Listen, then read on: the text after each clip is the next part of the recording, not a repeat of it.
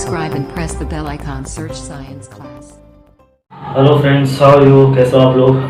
जैसे कि मैंने आपसे बताया था, स्टार्टिंग में मैंने आपसे बता दिया था कि 9th क्लास और 10th क्लास का क्या ऑल्टरनेट चैप्टर्स चलेंगे। जैसे फॉर एग्जांपल मैंने 9th क्लास के 2 चैप्टर्स क्लियर किए थे, फर्स्ट एंड सेकंड केमिस्ट्री का।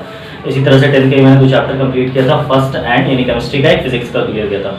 तो इसी तरह से मैं 9th क्लास के आज मैं दूसरे चैप्टर को लेके आया हूँ, जो है फिजिक्स का चैप्टर, जिसका नाम है मोशन। ठीक है, मोशन को मैं पूरा एंड टू एंड पूरा एकदम स्टार्टिंग से, जो आज इंट्रोडक्शन क्लास है, वैसे भी तो इंट्रोडक्शन क्लास में क्या होता है कि अगर ये समझ में आया आपको तो एंड टू एंड क्या होगा, स्टार्टिंग से एंड तक आपको पूरे चैप्टर जो है अच्छे समझ में आने वाला है। ठीक है, ये चैप्टर वैसे तो बहुत ज़्यादा मुश्किल है, लेकिन कुछ भी नहीं है इसके अंदर, बिकॉज इसके अंदर क्या है, मेन फंडा है कॉन्सेप्ट का। कॉन्सेप्ट क्या है कि मोशन क्या होता है, कैसे जनरली मोशन काम करता है, उसके इक्वेशंस ऑफ मोशन क्या है, न्यूटन्स के लॉज को समझना होता है इसके अंदर। वैसे तो force and laws of motion में भी इसको समझना होता है, लेकिन मैं आपको स्टार्टिंग में इसमें इंट्रोडक्शन क्लास में आपको पूरा एकदम ऐसा कॉन्सेप्ट दूंगा, मैं आपको ये चैप्टर पूरा A to Z समझ में आ जाएगा। ठीक है, तो ध्यान से देखिएगा, वीडियो को एंड तक देखिएगा। अगर नए हो तो सब्सक्राइब कर लो, बेल आइकन प्रेस कर लो, ताकि नोटिफिकेशन आपको मिलता रहे। ठीक है, तो स्टार्ट करते हैं क्लास को। मोशन, सबसे पहले मैं बताता हूँ मोशन क्या होता है। मोशन वर्ड चैप्टर का नाम है मोशन, तो सबसे पहले बोलूंगा मोशन होता क्या है, व्हाट इज मोशन। ठीक है, मोशन जनरली वैसे डिफाइन तो नहीं कर सकते मोशन को इस तरह से, लेकिन पहले मैं आपको बताऊंगा कि क्या होता है मोशन। ठीक है, जैसे मैं बात करता हूँ, फॉर एग्जांपल अगर कोई चीज कोई ऑब्जेक्ट है, जैसे कार है, कार रोड पे चल रही है, मान लो ये कार है और ये कार जो है वो रोड पर चल रही है। ठीक है, अब ये कार रोड पर चल रही है, तो मैं इसको प्रूफ कैसे करूँ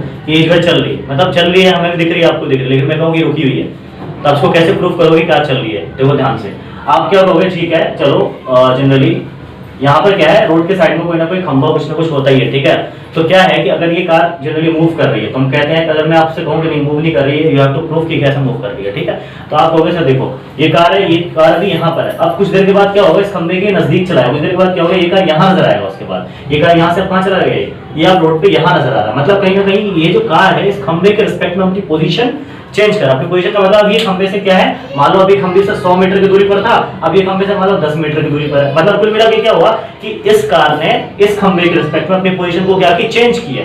तो इसको हम क्या बोलेंगे, दिस इज द पोजीशन। जब चेंज करती है, पोजीशन चेंज होती है जब इस चीज में, जब कार अपनी पोजीशन चेंज करती है किसी के भी रिस्पेक्ट में, किसी खंबे के रिस्पेक्ट में या किसी के भी रिस्पेक्ट में कार अपनी पोजीशन चेंज करती है, कोई भी चीज अपनी पोजीशन चेंज करती है, तो हम कहते हैं कि वो चीज क्या है, मोशन में। तो मोशन के लिए सबसे बड़ी चीज आपको पता है क्या हो गया कि किसी चीज में अगर पोजीशन चेंज करती है टाइम के साथ, अगर कोई भी ऑब्जेक्ट टाइम के साथ पोजीशन चेंज करती है, तो हम कहते हैं कि दैट इज कॉल्ड मोशन। यानी कि वो जो ऑब्जेक्ट है वो किसमें है, मोशन में। समझ आ गई बात आपको, मोशन क्या होता है। मोशन के लिए मैंने दो बात का यूज किया है कि पोजीशन का चेंज होना टाइम के साथ, राइट, किसी रेफरेंस पॉइंट के रिस्पेक्ट में। रेफरेंस पॉइंट यहाँ पर क्या था, खंबा था। ठीक है, तो रेफरेंस पॉइंट हम उसको बोलते हैं, जनरली ध्यान रखना, रेफरेंस पॉइंट उस पॉइंट को बोलते हैं जहां से हम किसी चीज की पोजीशन को बताते हैं।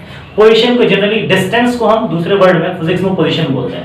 पोजीशन का मतलब होता है दूरी, डिस्टेंस। ठीक है, अब मैं बात करता हूँ रेफरेंस पॉइंट। रेफरेंस पॉइंट क्या होता है, फॉर एग्जांपल आपसे मैंने पूछा कि आप कहाँ हो, आपने बोला कि मैं अभी अपने घर से 10 किलोमीटर दूर, राइट। तो आपने जो अपने घर लिया, अगर सिर्फ आपने ये बोला होता कि 10 किलोमीटर दूर हूं, तो इससे क्या होता है कि आप ये पता चलता है 10 किलोमीटर, कहां से 10 किलोमीटर कुछ पता नहीं चलता। यहाँ पर अपने स्कूल से 10 किलोमीटर, ट्यूशन से 10 किलोमीटर, घर से 10 किलोमीटर। अब आपने अगर ये बोल दिया कि मैं घर से 10 किलोमीटर, तो आपका जो रेफरेंस पॉइंट है वो घर हो गया आपका। ठीक है, और पोजीशन हो गया 10 किलोमीटर।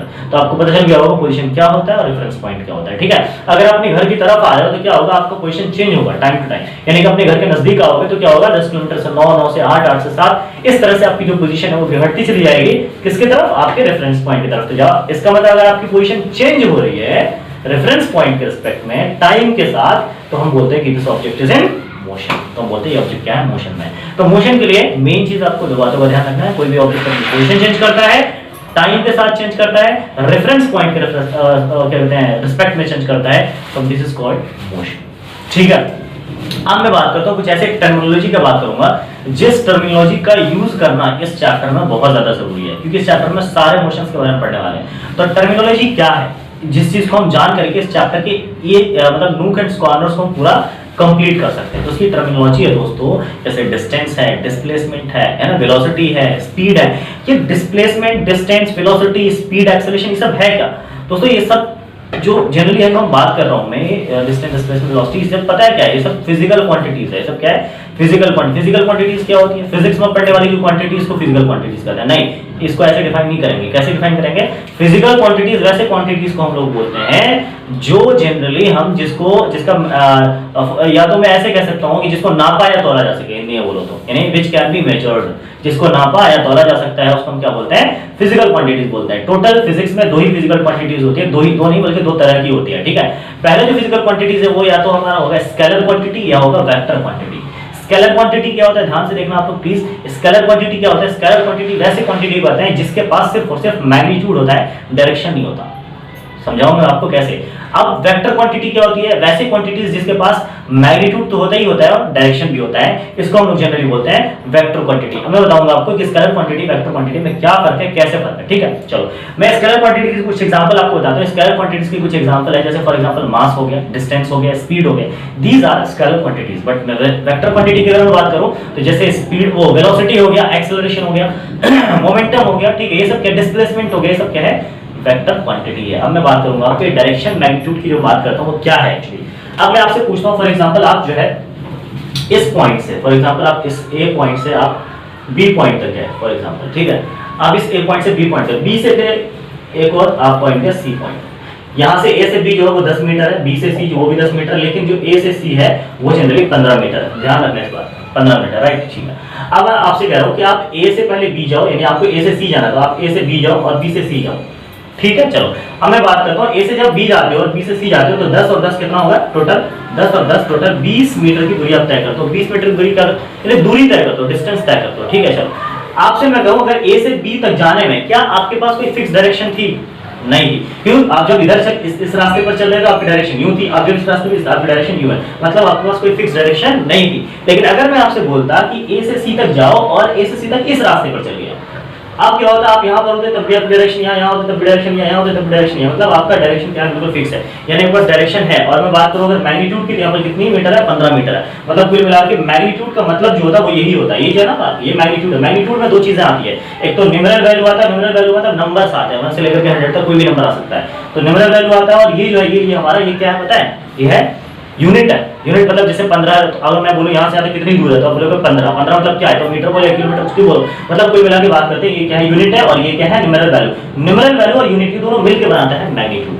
क्या बनाता है? मैग्नीट्यूड बनाता है। तो कोई मिला के अगर मैं बात करूं यहाँ से यहाँ तक की, तो इसके पास मैग्नीट्यूड तो था लेकिन डायरेक्शन था क्या? डायरेक्शन था क्या? नहीं, डायरेक्शन नहीं था। लेकिन अगर मैं इसकी बात करूं तो इसके पास मैग्नीट्यूड तो है, ये तो दिख रहा है आपको मैग्नीट्यूड है, और डायरेक्शन क्या था? यस, डायरेक्शन भी था हमारे पास। मतलब अगर देखा जाए तो ये वाला जो डिस्टेंस है ये हमारा जनरली मैग्नीट्यूड है, डायरेक्शन नहीं है, तो ये हमारा स्केलर क्वांटिटी में आएगा। और ये वाला जो डिस्टेंस है ये हमारा वेक्टर क्वांटिटी में आएगा। आपको समझ में आ गया होगा कि स्केलर क्वांटिटी और वेक्टर क्वांटिटी क्या होता है। अब मैं बात करता हूँ फोर्स की। जैसे फॉर एग्जांपल किसी शीशे का गेट लगा हो किसी दुकान पे, आप जाते हो उस पे लिखा होता पुल या पुश।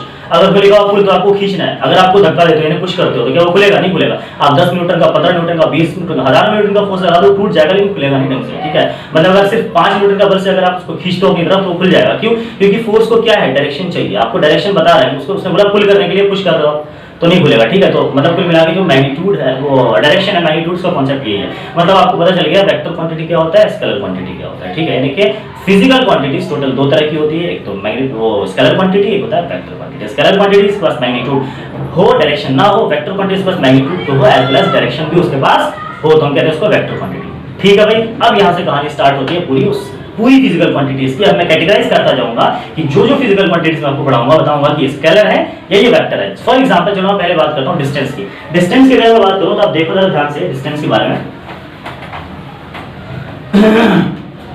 सेम एग्जांपल मैं फिर से लेता हूं। जैसे फॉर एग्जांपल आप ए है, ए से आपको बी तक जाना है, ठीक है, और बी से सी तक आना है, राइट। मैं सेम एग्जांपल, अब क्या है, ए से बी तक जाना है, ये 10 मीटर हमारा, ये भी क्या है 10 मीटर हमारा, ठीक है। ए से सी तक ये जो है ये हमारा 15 मीटर है, ठीक है। अब क्या है इसमें कि अगर मैं आपसे बोलूं कि ए से बी, बी से सी जाने के लिए, तो इसमें क्या आप क्या करोगे? जैसे पहले बी जाओगे फिर बी से सी जाओगे। डिस्टेंस की बात कर रहा हूं मैं। डिस्टेंस का मतलब क्या होता है मैं आपको यहाँ समझाता हूँ।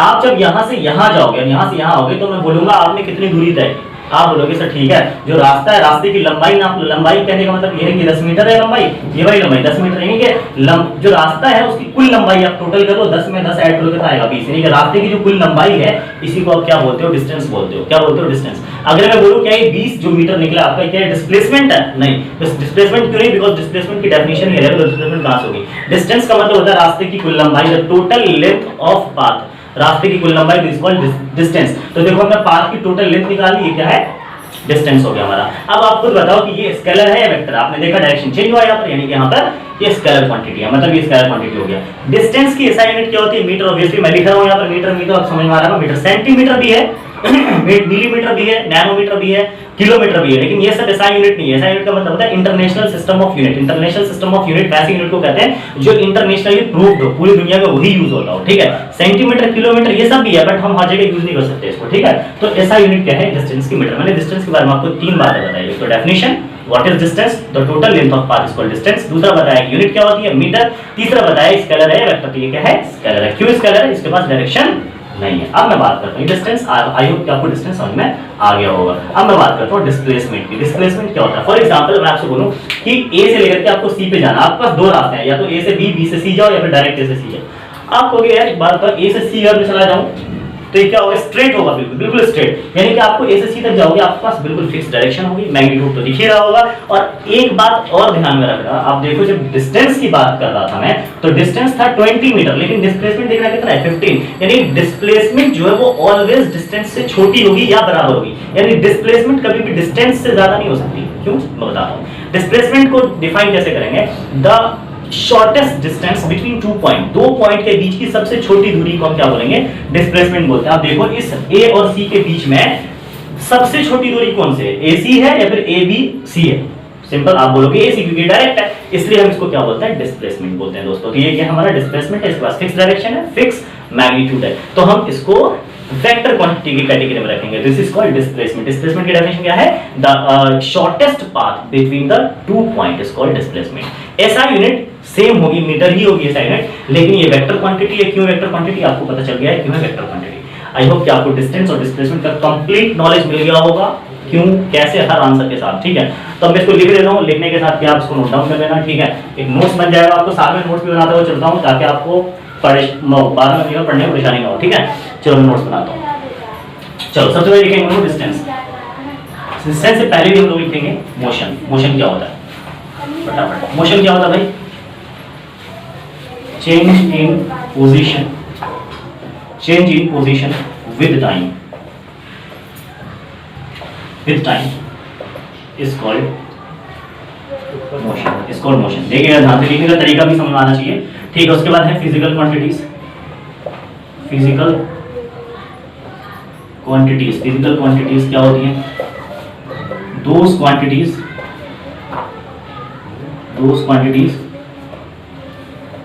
which can be measured, which can be those quantities which can be measured, ठीक है। एग्जांपल आप जो मास है हो गया, मोमेंटम हो गया, वेलोसिटी हो गया, सब हो गया। अब है स्केलर क्वांटिटी और वेक्टर क्वांटिटी, ठीक है। Scalar quantity those quantities which have only magnitude, example के तौर पे मैं कह सकता हूं आपको मास, डिस्टेंस एटसेट्रा, ठीक है। उसके बाद मैं कह सकता हूं यहाँ पर वेक्टर क्वांटिटी क्या होता है, दोज क्वांटिटी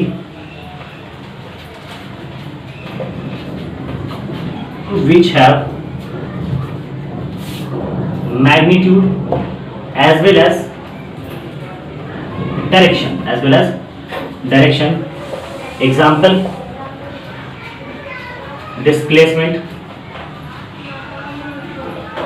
velocity etc। मतलब ये सब क्या हमारा जनरली होगा, मोशन हो गया, फिजिकल क्वांटिटीज, स्केलर क्वांटिटी हो गया, वेक्टर क्वांटिटी हो गया, ठीक है। ये नोट्स तैयार हो गया आपका, ठीक है। मोशन क्या होता है, आपको जो मैंने बोला वो लिख दिया, ठीक है। फिजिकल क्वांटिटीज क्या होती है, दोस quantities which can be measured, ठीक है, इसको हम फिजिकल क्वांटिटीज कहते हैं। ये सारे फिजिकल क्वांटिटी जो मैं एग्जांपल में लिखा, ठीक है। इसके लिए 2 तरह के होते हैं, स्केलर, वेक्टर, ये इस तरह से हो गया, ठीक है। ये था बस, इसको नोट डाउन कर लो, फिर स्क्रीनशॉट ले लो, ठीक है। फिर मैं बात करूंगा इससे आगे थोड़ा सा, मैं ज्यादा बोलूंगा नहीं, ठीक है। बस इसके आगे थोड़ा सा डिस्टेंस के बारे में बता दूंगा और डिस्टेंस के स्पीड के बारे में बता दूंगा आपको। स्पीड क्या होता है, स्पीड का कांसेप्ट क्या है, उसके बाद क्लास खत्म होगी आपकी, ठीक है।